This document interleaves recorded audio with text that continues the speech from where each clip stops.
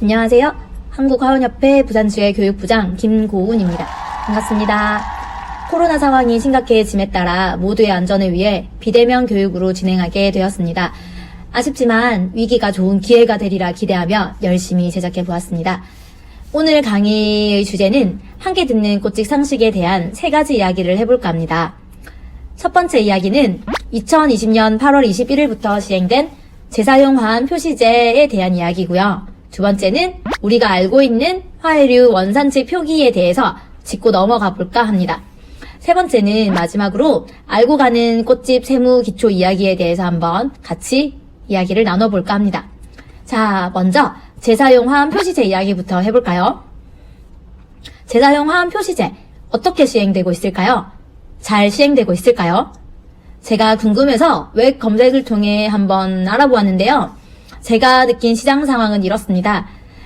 표시제가 시행되기 이전에는 35,000, 49,000 등의 가격이 많이 보였는데요.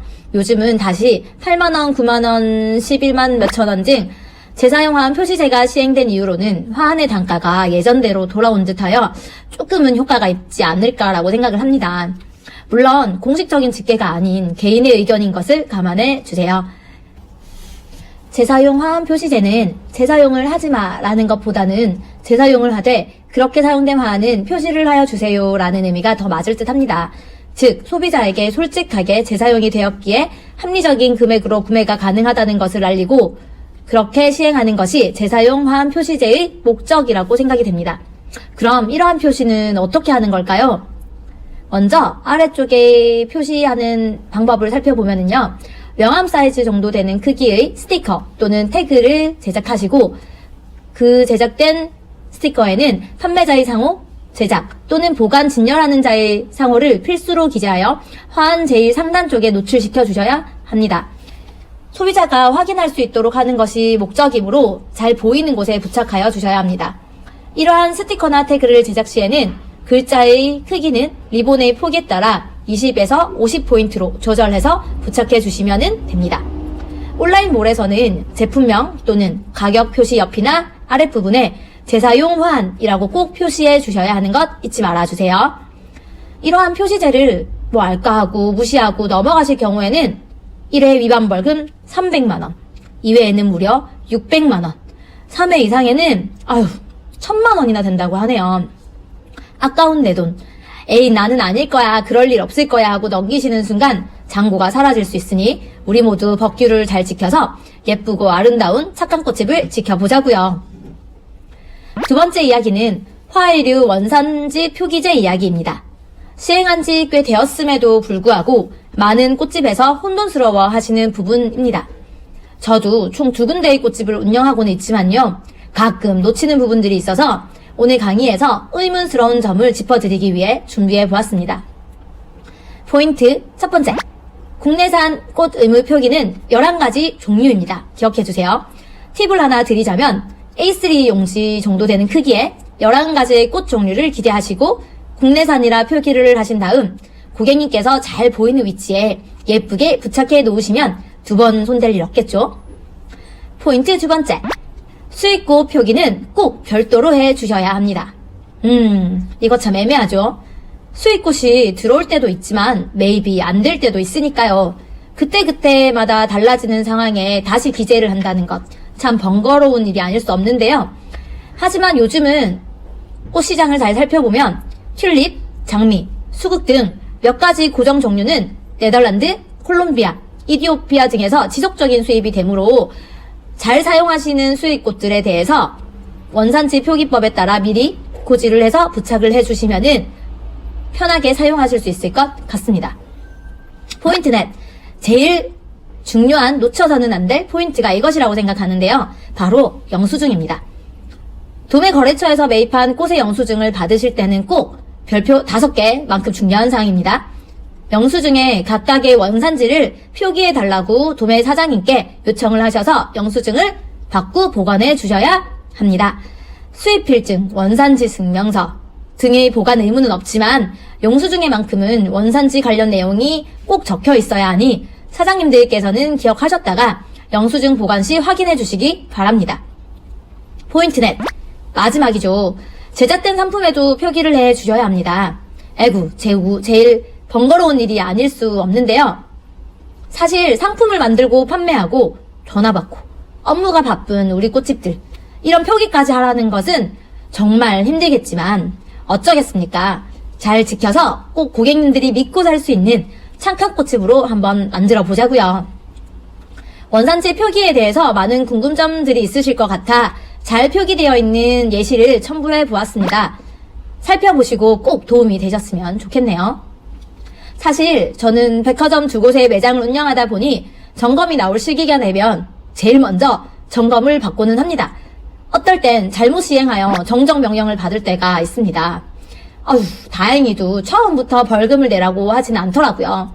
하지만 점검이 나오지 않는 것은 아니니 꼭 우리 사전에 부착하여 벌금을 내거나 하는 일이 없도록 우리 꽃집 사장님들 아자아자 파이팅입니다. 혹시 원산지 표기법에 대하여 더 궁금하신 사항이 있으시다면 배포된 책자 또는 국립농산물품질관리원 1588-8112번으로 문의하시면 담당자분께서 친절히 안내해 주실 거예요. 우리 꽃집 사장님들, 이제는 우리가 지켜야 할 법규가 2개나 생겼네요. 물론 조금 번거롭고 힘들지만 그래도 그만큼 우리 꽃집들의 사회적 이미지랑 위치가, 그리고 국민들의 꽃 문화 수준 또한 올라갔다는 아주 좋은 의미가 아닐까 싶습니다. 시행하는 법을 제대로 알고 두려워하지 말고 우리 모두 잘 지켜보자고요. 자, 다음 강의는 벌써 마지막 강의네요. 3번째 챕터는 세무입니다. 아이고, 10년째 저는 꽃집을 운영 중인데요. 아직도 세무는 가끔 어렵게 느껴질 때가 많아요. 자자, 그래도 우리 함께 정면 돌파해볼까요? 먼저 사장님이 되는 첫걸음, 사업자 등록증 발급 순서부터 알아볼까 합니다. 사업자 등록증은 생각보다 쉽게 발급이 됩니다. 필요 구비 서류 3가지를 꼭 챙겨가시면 빠르면 당일, 늦으면 3, 4일 안에 사업자 등록증이 완성이 됩니다. 꽃집 사장님들은 대부분 종목을 생화로 넣으시면 면세 사업자로 되시는 것 알고 가셔야 합니다. 자, 이제 세무서에 다녀오셨으면 사업용 전용 계좌번호를 하나 만드시고 그에 관한 인증서를 발급받으셔서 꼭 국세청에서 나오는 홈택스 홈페이지에 가입을 해주세요. 국세청에서 하는 업무를 집에서도 할 수 있는 홈택스 홈페이지에서는 각종 민원 서류 발급, 계산서 발급, 세무신고 등 여러 업무가 내 손에서, 내 집에서 이루어질 수 있으니 꼭 애용해 주시길 바랄게요. 자, 이 2가지 업무가 끝났다면 이제 고객님들에게 결제를 받을 신용카드 단말기를 구입하시면 됩니다.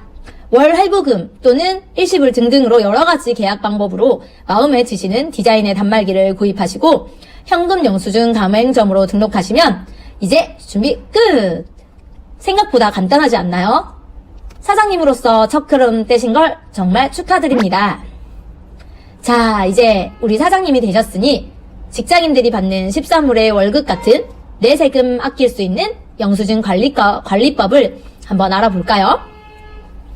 사업자 등록증으로 발생된 매출에 대한 지출 증빙을 위해 또는 카드가 아닌 현금 계산서 등으로 발생된 매출 신고를 위해서 영수증 관리는 너무나도 중요합니다.